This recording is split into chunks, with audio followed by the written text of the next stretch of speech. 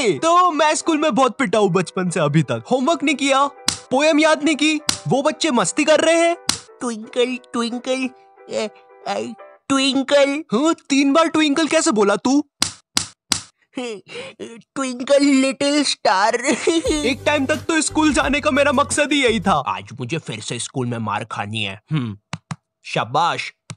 Mummy. Oh shit, भागो यहाँ से। अब मेरे लिए मार खाना पढ़ाई से ज्यादा इंपॉर्टेंट हो गया था। हाँ, मार मुझे और मार, इतना ही दम है तुझमें। दर्द हो रहा है, अब मत मारे। तो ये बात 11th क्लास की है, और मुझे पता नहीं जब तुम 11th क्लास में आते हो तुम पता नहीं खुद को बहुत ज्यादा बड़ा समझने लग जाते हो। ये स्कूल है मैरी, आऊं मैं साइकिल पर, टिफिन खा लूं मैं तो लंच से पहले। आई नो, मुझे पता है, मैं भी ऐसे ही था 11th क्लास में। ये स्कूल मेरी गुलाम, मैं हूँ डिवाइन के साथ, कर दी हमने स्कूल की नाकाबंदी लगा के अलार्म। बंटा है, असली है क्या? हाँ डिवाइन, माँ कसम असली है, अभी लिखा मैंने। सर ये लोग ने यहाँ पे रास्ता रोक लिया क्लास की बेंच से। कौन है रे?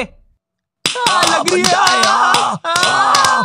बंटा ये तो नंगी पीठ पे चट मार रहा है। टीनेज में अक्सर अजीब चीजें होती है, राइट? कभी तुम्हारा मन किसी भी चीज में नहीं लगता है, तुम चाहते हो कि बस जैसे तैसे ये दिन निकल जाए। और कभी कभी ऐसा होता है कि तुम्हें दुनिया भर की सारी चीजें करनी है। तुम्हें छत से कूदना है, सर के बल घूमना है, अपने छत पर बैठे हुए बंदर को छेड़ना है। साला मोटा बंदर बैठ के केला खा रहा था, उधर भगा दिया साले को, अब नहीं आए।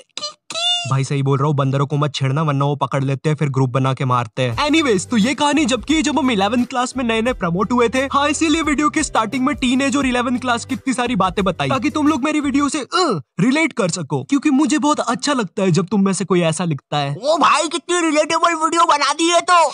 यस, इसीलिए तो मैं जीता हूँ। खैर, तो तुम लोग को पता होगा 11th क्लास में हमको एक सब्जेक्ट चूज करना पड़ता है, और यही चीज की वजह से तुम्हारे 10th के सो कॉल्ड फ्रेंड्स तुमसे अलग हो जाते हैं। हाँ, यही चीज मेरे साथ हुई थी। मेरे कुछ दोस्तों ने कॉमर्स ले लिया था और कुछ ने मैथ्स। हालांकि वो लोग अब मेरे दोस्त नहीं है, मगर जब भी मैं उनके बारे में सोचता हूँ नैनी, क्या तुम मुझे तुम्हारा खरगोश दे सकती हो सिर्फ 2 मिनट के लिए? अरे अच्छा ठीक है, थैंक यू। ये लो नैनी, ओके बाय। अरे मगर इसमें से धुआं क्यों निकल रहा है? नॉटी टाइप ऑफ टॉपिक जाना बंद करो। सॉरी। अब हमारे सब्जेक्ट अलग होने से हम लोग की क्लासेस अलग अलग लगती थी। बाय द वे, मेरा सब्जेक्ट बायोलॉजी था, तो हम लोग को अलग अलग क्लास में बैठ के पढ़ना पड़ता था। मगर एक सब्जेक्ट ऐसा था जो हम सबका साथ में लगता था। ये लोग 200 बच्चों को एक साथ एक ही क्लास में भर देते थे, और वो सब्जेक्ट था हिंदी। क्योंकि उसका एक ही टीचर था, तो वो टीचर से क्लास संभलती नहीं थी। हम लोग क्लास में बैठ के भोंकते रहते थे, भाग भाग भाग भाग भाग भाग भाग। नहीं, सच में थोड़ी ना भोंकते थे। तो अब वो टीचर से क्लास नहीं संभलती थी, इसलिए वो बोल देता था जिसको भी नहीं पढ़ना है वो बाहर जा सकता है। अब मुझे हिंदी सब्जेक्ट से वैसे ही नफरत थी। मुझे ये तक नहीं पता छोटी ई की मात्रा कहाँ लगती है और बड़ी ई की कहाँ लगती है। अरे ये दोनों सेम ही तो शब्द है, इनमें अलग अलग क्या है? हाँ, मुझे पता है कुछ ज्ञानी लोग कमेंट करने वाले हैं। भाई जो ये वाला 3 है ना, इसको तू ऐसे पढ़ेगा, देख 3, और जो ये वाला है ना, इसको तू ऐसे पढ़ेगा 3। तो ये जो बड़ा वाला है ना, ये सही है। खैर, इसके बारे में किसी नेक्स्ट वीडियो में बात करेंगे। ओके, तो हिंदी सब्जेक्ट नापसंद होने के कारण मैंने मेरे दोस्त से पूछा, भाई चले गए क्लास से बाहर? वो भी फुल चौड़ में आके बोला, हाँ भाई डरते हैं क्या, चल बाहर। इसकी कोई जरूरत नहीं थी। तो अब हम दोनों उठते हैं क्लास में और टीचर के सामने से फुल चौड़ में बाहर चले जाते हैं, इसी गलत फहमी में कि हमें देख के बाकी बच्चे भी बाहर आएंगे। कोई नहीं आता है बाहर। अब हम दोनों अकेले, हम दोनों को पता नहीं क्या करना है, तो हम दोनों की फटती है, हम दूसरी क्लास में जाके पढ़ने लग जाते हैं। क्योंकि भाई मेरी स्कूल का जो फादर था ना, वो इतना खतरनाक था, उससे कोई नहीं बच पाता था।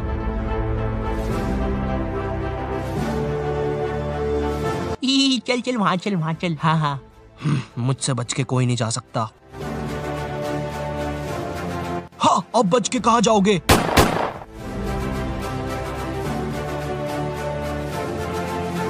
ये फादर 24 घंटे स्कूल में घूमता रहता था, और गलती से भी कोई बच्चा बाहर घूमता हुआ दिख जाए वो तो गया। इसी कारण मैं कोई रिस्क नहीं लेना चाहता था, इसलिए मैं दूसरी क्लास में जाके चुपचाप बैठ गया। मगर फिर कहीं से खबर आती है कि फादर आज स्कूल में है ही नहीं, और उतनी देर में मेरे बाकी दोस्त और कॉमर्स वाले भी उस क्लास में आ जाते हैं। हाँ, कॉमर्स वाले इसलिए बोल रहा हूँ क्योंकि इन लोग का अलग ही चलता है। क्योंकि जब तक हम लोग थे क्लास में, जब तक बहुत ही शांति थी, मगर जैसे ही ये लोग आए, इनमें से कोई पंखे पे लटक रहा है, चौक फाइट चल रही है, आओ मुझे लग गई है। तो इन्हीं सब चीजों की आवाज सुन के एक खड़ूस सर क्लास में आ जाता है। अब इस बंदे के बारे बारे में मैं कुछ ज्यादा बोलूंगा नहीं, लेकिन ये बहुत ही चमत्कारी सर है, क्योंकि जब भी कोई बंदा कांड करता है ये सर पता नहीं कहाँ से एक चिट निकालता है, और वो चिट उतनी बड़ी होती है जितने बंदे का इसको नाम लिखना रहता है। एक बंदा मस्ती कर रहा है, छोटी चिट, 10 बंदे मस्ती कर रहे हैं, बड़ी चिट। तो वो सर हमारी क्लास में आता है और अपनी खुफिया जगह से चिट निकाल के हम लोग का नाम लिखने लग जाता है। वहां से मेरी थोड़ी थोड़ी फटना चालू हुई। उस टाइम मेरा दोस्त सर से बोल रहा है, सर हमने क्या किया, हमारा नाम क्यों लिख रहे हो? और ये वही बंदा है जिसको सर ने स्वयं सीढ़ी पे चढ़ के पंखे से नीचे उतारा था। इस टाइम तक सर हमारे नाम लिख के ले जा चुका था और हमारी बहुत गंदी फट रही थी, क्योंकि आजकल हमारी स्कूल का फादर कुछ नया ट्रेंड फॉलो कर रहा था, बच्चों को स्टेज पे बुला के मारना सबके सामने असेंबली में। क्या इतनी ज्यादा बेइज्जती? मैं नहीं करवा सकता खुद की इतनी बेइज्जती। भाई एक बार एक बच्चे को फादर ने स्टेज पे मार के नीचे फेंक दिया था, और असेंबली की लाइन में जो बच्चे आगे खड़े थे भाई वो इतने हरामी पीछे हट गए, वो फिकाया तो उसको कोई भी उठा नहीं रहा है। असेंबली खत्म हो गई, पीरियड खत्म हो गई, लंच हो गया, वो बंदा अभी तक वहीं पड़ा हुआ है, उसको कोई उठाने नहीं आया अभी तक। तो हम सब लोग की अब बहुत गंदी फट गई थी, तो हमने डिसाइड किया कि हम स्कूल ही नहीं आएंगे एक दिन। पर फिर हम में से एक बंदा बोलता है, ओ भाई स्कूल क्यों नहीं आएंगे, स्कूल आना हमारा हक है। हाँ अपन एक काम करते हैं, अपन असेंबली के बाद स्कूल आएंगे, क्योंकि कल स्कूल में क्रिकेट मैच भी है, तो मुझे मेरे डोले शोले सबको दिखाने हैं।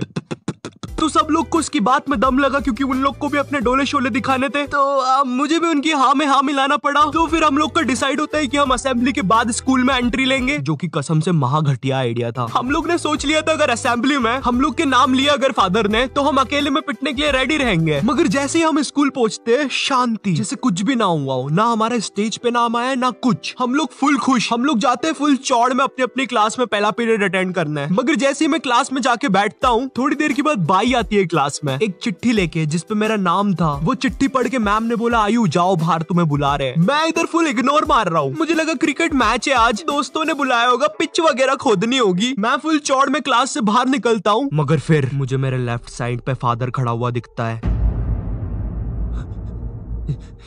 ये नहीं हो सकता। और दूसरी साइड मेरे सारे दोस्त खड़े थे लाइन बना के पिटने के लिए। ये क्यों हो रहा है हमारे साथ, और मैं ये लाइन में सबसे आगे क्यों खड़ा हुआ हूँ? तो अब मैं कुछ कर नहीं सकता था, इसलिए मैं भाग के लाइन में पीछे चला गया। भाई मैं नहीं मर रहा सबसे पहले। थोड़ी देर के बाद फादर हमारे पास आते हैं और हमें अपना अपना बैग लाके स्कूल से बाहर जाने को बोलते हैं, जो कि काफी अच्छी चीज थी अपनी क्लास के सामने मार खाने से। तो हम जैसे ही हमारा बैग लाने पलटते हैं, मेरा आई कांटेक्ट हो जाता है मेरे एक दोस्त से, जो कि बहुत अजीब मुंह बना के जा रहा था। वो देख के मुझे बहुत गंदी हंसी आ जाती है और मैं जम से हंस देता हूँ,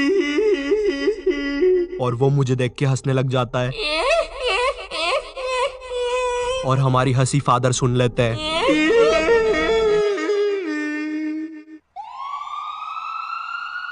हमें इनकी जान बचानी होगी। हेलो सिविल हॉस्पिटल, डॉक्टर इन बच्चों की कंडीशन बहुत ज्यादा खराब है, लगता है किसी ने बहुत गंदा मारा है।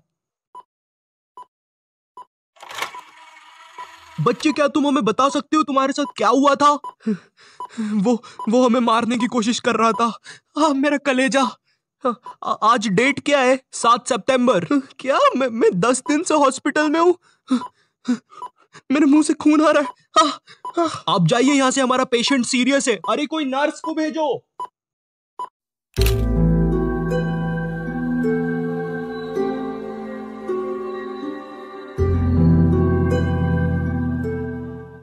इस हादसे के बाद स्कूल को बंद कर दिया जाता है और फादर को मेंटल हॉस्पिटल भेज दिया जाता है। इस हादसे के बाद ये भी पता चलता है कि स्कूल कब्रिस्तान के ऊपर बनी हुई थी। सूत्रों के हिसाब से पता चलता है कि फादर कभी भी मेंटल हॉस्पिटल से भाग सकता है और वो वापस आकर उन 2 बचे हुए बच्चों की भी बलि चढ़ा देगा।